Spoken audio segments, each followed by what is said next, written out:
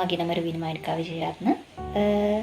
ඔබ සඳහන් කරන ආකාරයට ඇත්තටම වර්තමානයේ වෙන විට මේ සමාජ මාධ්‍ය ඔස්සේ සිදු කරන අපහාස, ඒ වගේම ඍණාත්මක දේවල් බහුල විදිහට සමාජය අද ව්‍යාප්ත වෙලා තියෙනවා. අපිට Facebook එකට ගියොත්, Instagram එකට ගියොත් ඕන තරම් අපිට දකින්න පුළුවන් කාන්තාවන්ගේ මේ මඩ ගහලා ව්‍යාප්ත කරන පෝස්ට්, එහෙම නැත්නම් වීඩියෝ, ෆොටෝස් ඕන තරම් අපිට දකින්න පුළුවන්. ඉතින් මම දකින විදිහට සමාජ මිනිස්සු මේ සමාජ මාධ්‍ය භාවිතා කරනවා තව කෙනෙකුගේ ඉමේජ් එකට හානි කරන්න. ඇත්තටම සමාජ මාධ්‍ය ගත්තට පස්සේ අපි ඕන කෙනෙක් දන්නවා අපිට දෙයක් ෂෙයා කරගන්න, දෙයක් ගැන දැනගන්න අපිට වේගෙන් මේක පාවිච්චි කරන්න පුළුවන්. මේකට ලිමිට් නැහැ. මේක අන්ලිමිටඩ්. එතකොට අපිට ෂෙයා බටන් එක තියෙනවා, ඕන තරම් ෂෙයා කරන්න පුළුවන්. ඒ වගේම ඩවුන්ලෝඩ් බටන් තියෙනවා, අපිට ඕන තරම් ඩවුන්ලෝඩ් කරන්න පුළුවන්. මේ වගේ තත්ත්වත් එක්ක දැන් සමාජ මාධ්‍ය ගත්තට පස්සේ පුද්ගලික භාවිතා කරන්නේ නැති කෙනෙක් නැහැනේ. ඒ වගේවත් වෙන්න බෑ.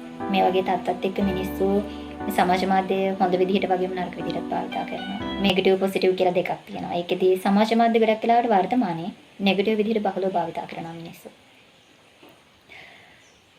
මගේ අදහස ගැන කියනවා නම් ශකීලා මම දකින්නේ වර්තමානයේ මේක වේගෙන් පැතිර යන මාධ්‍යයක් බවට පත් වෙලා තියෙනවා. පුද්ගලයන්ට අපහාස කරන්න, ඒ වගේම තමයි පුද්ගලයන් මානසික පීඩාවට පත් කරන්න මේක ගොඩක් වෙලාවට පුද්ගලයෝ භාවිතා කරන දෙයක්. ඔව් මටත් මේ වගේ අත්දැකීමක් තියෙනවා. මේක මට 2019 වසරේ තමයි මේ අත්දැකීම වල මුහුණ දෙන්න සිදු වෙන්නේ. ඇත්තටම කතා කරනවා නම් ඒක සිද්ධ වෙන්නේ මට විශ්වවිද්‍යාල අවධියේදී. මට එවනවා WhatsApp මට මේක සිද්ධ වෙන්නේ WhatsApp හරහා. ඒකදී මගේ ඡායාරූප වලින් විවිධ account create කරලා මට එවනවා ඒ හරහා ලිංගික ඡායාරූප, sex videos, sex photos මේ වගේ දේවල්. එතකොට ඒකේ account එකේ අයිතිකාරය විදිහට තව පුද්ගලයෙක් දැක්කොත් දකින්නේ මාව. මොකද මගේ ඡායාරූපේ පළ කරලා තියෙන්නේ.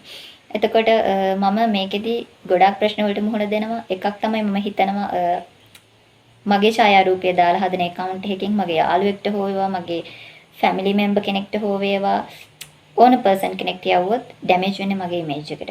ඒක නිසා මම මේක ගැන ගොඩක් පීඩාවටපත් වෙනවා. ඒකෙදි මම මානසිකව වගේම ශාරීරිකවත් පීඩාවටපත් වෙනවා. මට කන්න බැරි වෙනවා. ඔබ කියන්නේ මට ස්ට්‍රෙස් තත්යකට පවා මමපත් වෙනවා. ඒකෙදි මම මේකෙන් ගැලවෙන්න සිද්ධ කළේ ශකීර ඇත්තටම මම මේක හංගගෙන හිටියේ නෑ.